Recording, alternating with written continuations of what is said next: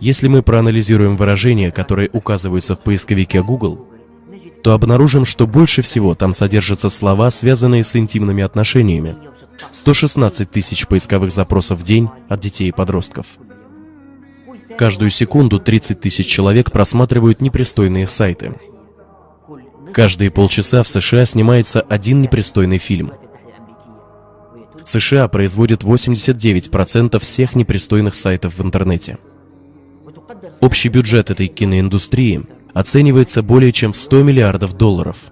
В Королевстве Саудовская Аравия производится 50 миллионов поисковых запросов на непристойные и даже извращенные темы в месяц. Это более 1,5 миллиона запросов в день. Также 70% всех обмениваемых между подростками файлов носят непристойный характер. Здесь находится центр вынесения решений и сдерживания желаний человека. Возбуждение центра